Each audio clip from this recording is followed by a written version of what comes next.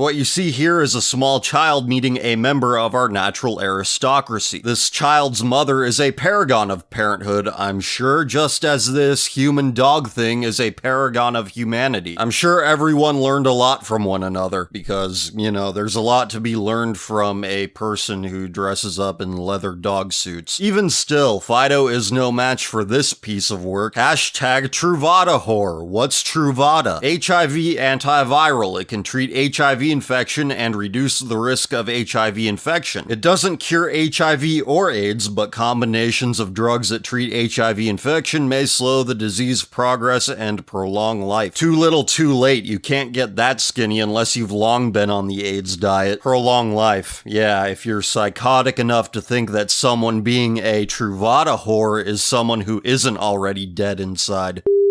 As Americans, I think we should be ashamed of ourselves for forgetting what happened on January 5th, 2002. Allow me to remind you. At 5 p.m. Eastern Standard Time, 15-year-old Charlie J. Bishop's instructor left him at the plane to perform a pre-flight inspection.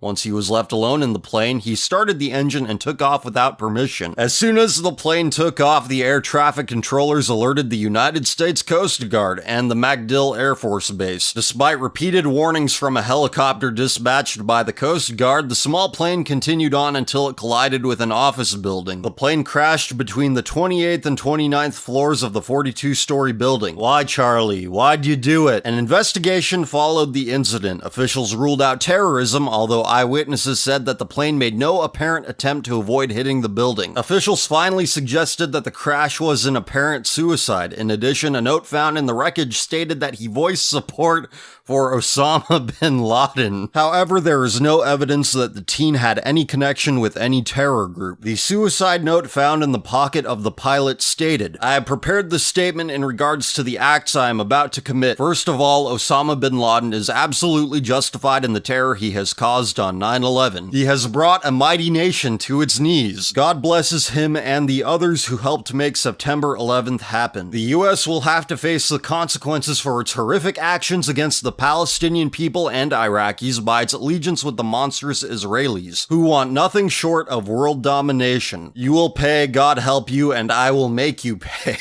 There will be more coming.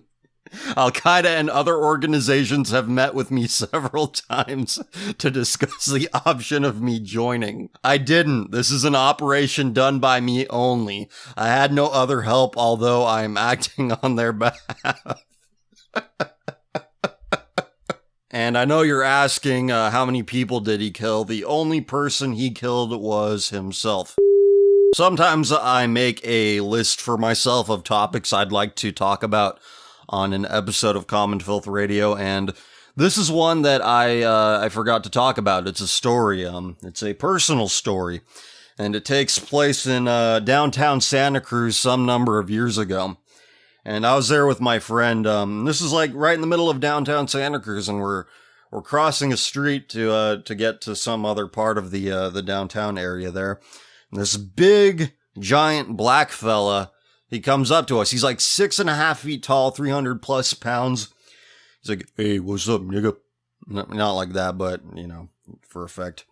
He's like, "Hey, you want some Xanax? You want some Percocet?" And again, this is right in the middle of downtown, lots of foot traffic going on. It's a Saturday night, and this giant offensive lineman-looking guy is offering us drugs within earshot, in plain view of everyone. And the reason I guess I didn't talk about this is because there's no real moral to the story other than white liberal enclaves, which Santa Cruz is without a doubt.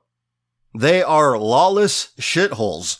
And in retrospect, I'm shocked that we were not arrested for racism for refusing to buy this black man's shady wares. Grown, ain't I?